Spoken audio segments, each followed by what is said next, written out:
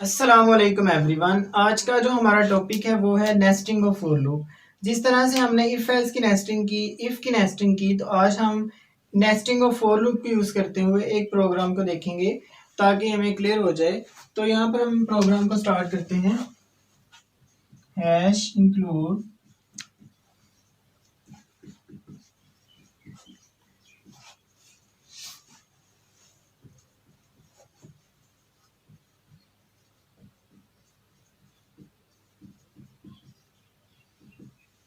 यहाँ से हम मेन स्टार्ट करते हैं।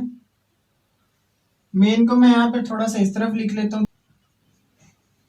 यहाँ पर हमारा प्रोग्राम स्टार्ट होता है। तो हम क्या करेंगे, फॉर लूप को यूज करेंगे। For integer i equals to 1, I is less than equal to 5, I plus plus. उसके बाद फॉर लूप की बॉडी स्टार्ट होगी। फॉर के अंदर आके एक और फॉर लूप यूज करेंगे। For j equals to 1, j is less than and equal to I और j प्लस प्लस। और इस लूप के अंदर हम क्या करेंगे, सी आउट ये यूज करेंगे और इस लूप से बाहर आकर सी आउट एंड एल का यूज करेंगे और इस लूप की बॉडी खत्म और बाद में रिटर्न 0 और यहाँ पर मेन खत्म। अब ये देखते हैं कि किस तरह से वर्क करता है। सबसे पहले हमारे पास i की वैल्यू 1 है।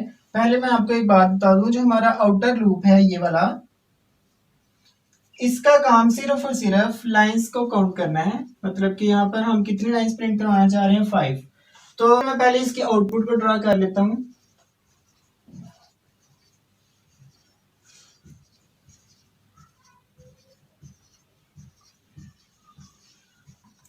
अब हम इसकी वर्किंग को देखते हैं कि इस तरह से वर्क करता है।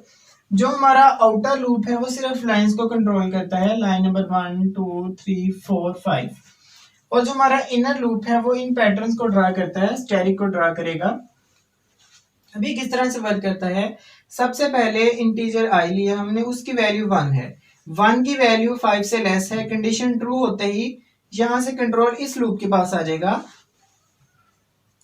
इस लूप में आकर नेक्स्ट हमारा जो लूप है वो है j इक्वल्स टू 1, j की value less than and equal to i की वैल्यू फर्स्ट टाइम क्या थी, 1, j की value less than and equal to 1, मतलब कि यहाँ पर भी 1, यहाँ पर भी 1। कंडीशन ट्रू है, इक्वल का साइन यूज किया मैंने। कंडीशन ट्रू होगी तो ये वाली लाइन प्रिंट हो जाएगी। तो यहाँ पर क्या प्रिंट करवा रहे हैं हम, सिर्फ एक अस्टेरिक। उसके बाद क्या होगा, यहाँ से कंट्रोल जाएगा इंक्रीमेंट के पास।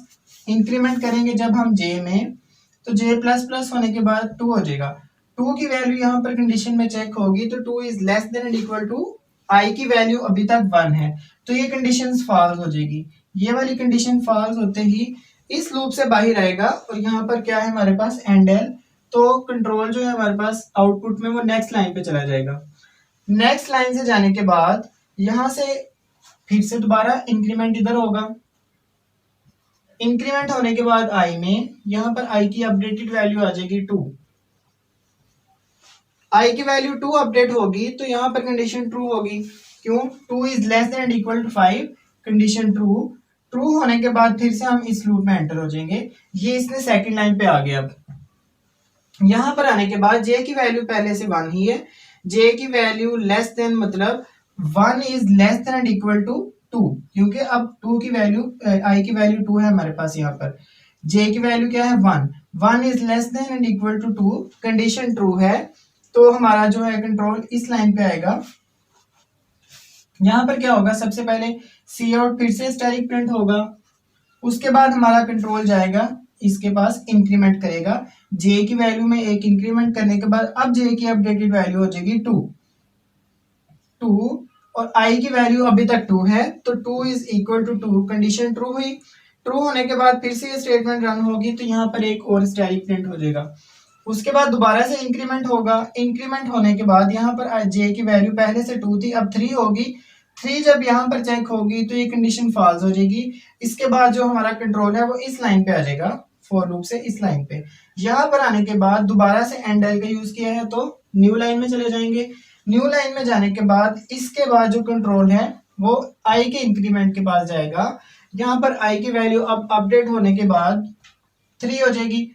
अब क्या करेंगे, 3 को हम कंडीशन में चेक करेंगे, कंडीशन फिर से ट्रू है तो जो हमारा कंट्रोल है वो नेक्स्ट लूप में चला जाएगा। यहाँ पर j की वैल्यू अब क्या हो जाएगी, पहले से 1 ही है, j की वैल्यू 1 है और i की वैल्यू 3 हो जाएगी। j की वैल्यू 1, i की वैल्यू 3। यहाँ पर हम क्या करेंगे, कंडीशन ट्रू होगी तो कंट्रोल इस लाइन पे आएगा, स्टैटिक प्रिंट करवाएगा। यहाँ पर इंक्रीमेंट होगा, j की वैल्यू फिर से 2 हो जाएगी, 2 फिर से 3 से छोटा है इसलिए ये वाली स्टेटमेंट दोबारा रन होगी। उसके बाद कंट्रोल यहाँ पर आएगा, j की वैल्यू 3 कर देंगे, 3 फिर से इक्वल है 3 के इसलिए कंडीशन ट्रू हुई तो ये वाली स्टेटमेंट रन होगी और थर्ड टाइम हमारे पास स्टैटिक प्रिंट हो जाएगा।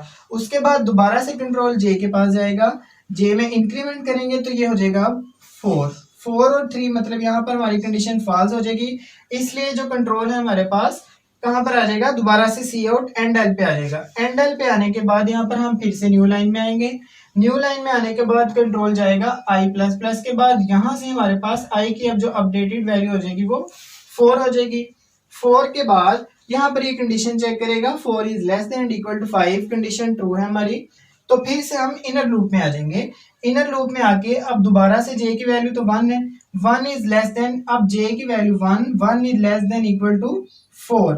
तो ये क्या करेगा, इस लूप को 4 टाइम्स चलाएगा, मतलब पहले ये 1 प्रिंट करेगा, आई j की वैल्यू अपडेट होके 2 हो जाएगी, 2 प्रिंट करेगा, फिर से j की वैल्यू अपडेट होके 3 हो जाएगी, यहाँ पर 3, फिर से j की वैल्यू अपडेट होने के बाद यहाँ पर 4 होगी, 4 प्रिंट करवाने के बाद यहाँ पर जब ये 4 प्रिंट करवा देगा j की वैल्यू 5 होगी, मतलब अपडेट होने के बाद j की वैल्यू 5 में आने के बाद कंडीशन फॉल्स हो जाएगी, कंट्रोल जो हमारा प्रोग्राम का इस लाइन पे आ जाएगा। यहाँ पर आने के बाद फिर से हम एंडल का यूज करेंगे।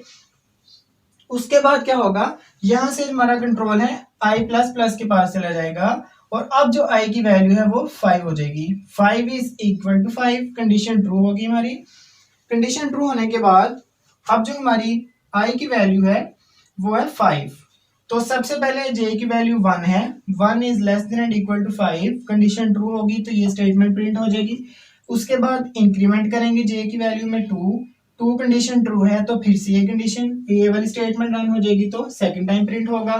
फिर j में अपडेट होगी वैल्यू 3 हो जाएगी, 3 भी कंडीशन ट्रू है तो थर्ड टाइम प्रिंट करवा देंगे। फिर से हम इंक्रीमेंट करेंगे, 4 आ जाएगा, 4 भी ट्रू है तो यहाँ पर फिर से स्टैटिक प्रिंट होगा। स्टैटिक प्रिंट होने के बाद फिर से हमारी j की वैल्यू अपडेट होगी तो ये क्या हो जाएगी 5 में भी कंडीशन ट्रू है तो कंडीशन ट्रू होगी तो 5 टाइम्स प्रिंट करवा देंगे स्टैटिक। उसके बाद j में इंक्रीमेंट होगा, 6 हो जाएगा, 6 में हमारे पास कंडीशन फॉल्स हो जाएगी और लूप जो है हमारा कंट्रोल दोबारा से इधर आ जाएगा, न्यू लाइन में आ जाएंगे हम। न्यू लाइन में आने के बाद यहाँ पर i की वैल्यू में अपडेट होगी, i की वैल्यू अब अपडेट होने के बाद यहाँ पर क्या हो जाएगी 6 अपडेट होने के बाद जब यहाँ पर चेक होगी तो हमारी कंडीशन फॉल्स हो जाएगी, तो जो हमारा प्रोग्राम का कंट्रोल है वो इस लूप से बाहर यहाँ पर आ जाएगा तो रिटर्न 0, मतलब यहाँ पर प्रोग्राम सक्सेसफुली फिनिश हो गया। तो ये हमारा रिजल्ट आ जाएगा इस लूप का। तो ये था हमारा नेस्टिंग ऑफ फॉर लूप। तो हमने देखा किस तरह से नेस्टिंग ऑफ फॉर लूप को यूज किया जाता है। जो हमारा आउटर लूप होता है वो सिर्फ लाइंस को कंट्रोल करता है और जो हमारा इनर लूप होता है वो इन पैटर्न्स को ड्रा करता है। तो नेक्स्ट ट्यूटोरियल्स में हम ये देखेंगे कि डिफरेंट तरह की हम पैरामिड्स को, ट्रायंगल्स को, स्क्वायर्स को ड्रा करेंगे। तब तक के लिए अल्लाह हाफिज।